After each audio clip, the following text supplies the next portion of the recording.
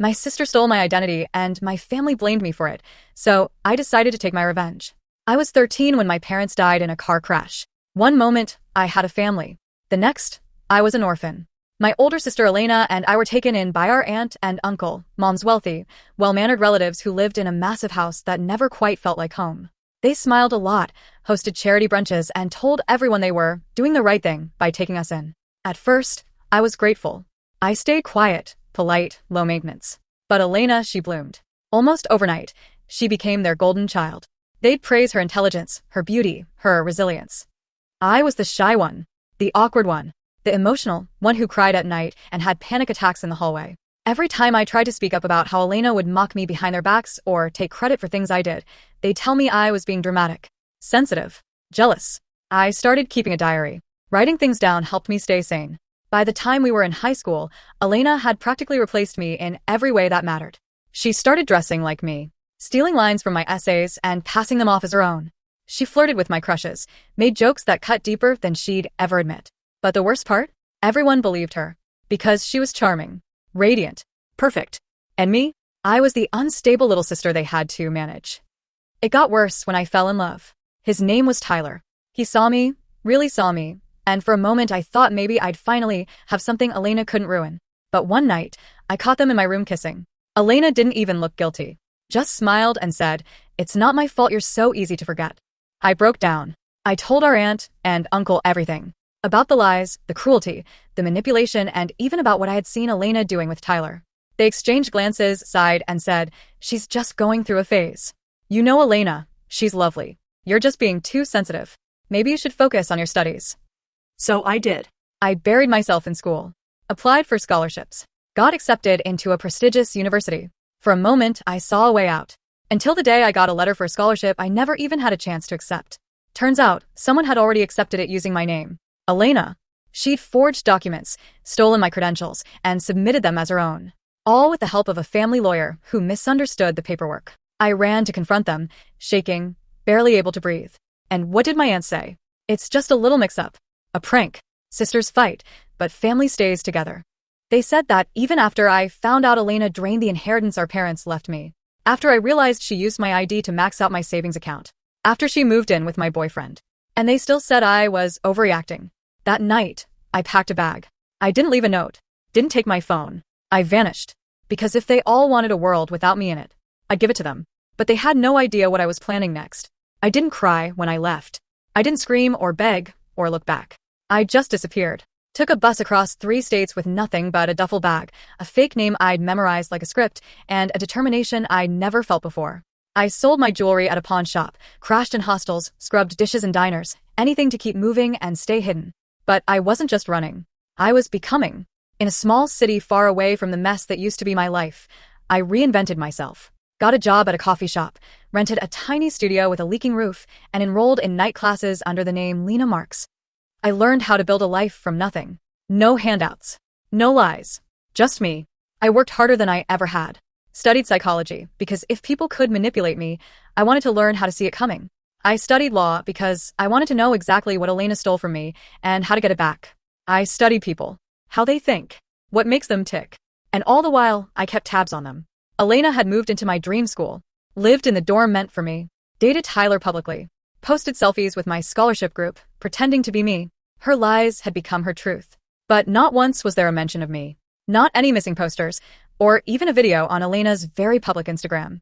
You could see what she had for breakfast this morning, and every morning for the last 3 years, but nothing on a younger sister who vanished without a trace. It's like to her, I never existed.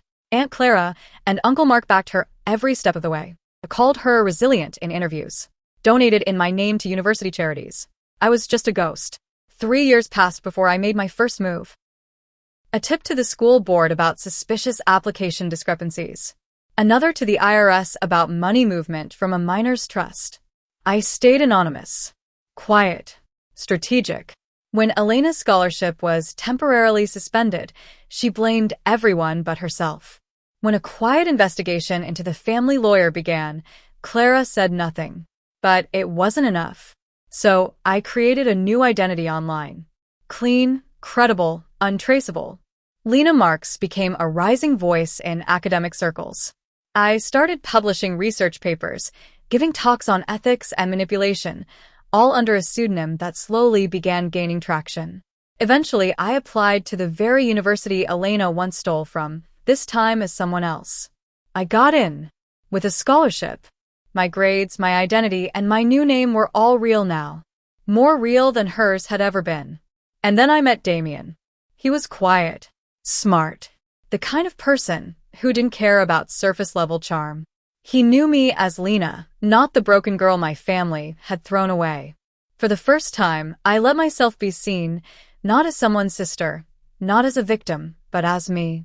He didn't know what I was planning. Not yet. But I was close. So close. Elena was graduating soon. Her life was perfect on the outside, until the cracks started showing. Plagiarism allegations. An ex-boyfriend who mysteriously started remembering things differently. A former classmate who spoke to a journalist about identity fraud. And through it all, anonymous emails started showing up in her inbox. Each one signed, "Do you remember who you really are?" By the time she started unraveling, it was too late. Because I wasn't coming to destroy her with a knife. I was going to take everything she'd built, brick by stolen brick.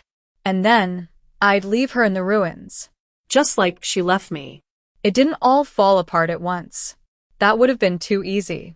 Too merciful. Every week, she lost something else. Tyler dumped her quietly, then began dating someone from his lab. A girl I had introduced him to, under my new name, of course.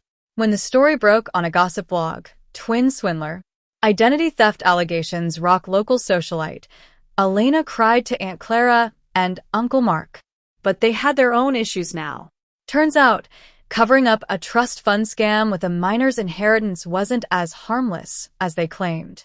The IRS doesn't believe in family pranks. I watched it all from the shadows. I didn't speak. I didn't show my face. I let the world expose them for what they were.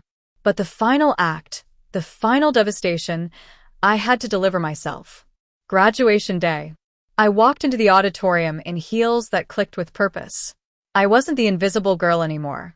I was Lena Marks, honor student, keynote speaker, scholarship recipient. And just before the speech, I used a fake name and picture to text her on Instagram, calling her by her real name. I didn't need to say much, just, "Hey Elena." It was enough to get her in a frenzy again. By the time I walked up the podium to cast a glance at her, she was in the crowd, face pale, barely hanging on. No press invited her. No applause followed her. She hadn't even made the walk, not after being disqualified. Her future was a mess of revoked offers and academic misconduct flags. And then I stepped on stage. "My name," I said, "is not important today. What matters is identity. Who we are when the world tries to define us. What we become when others try to erase us." I looked straight at her. And how we reclaim ourselves piece by piece.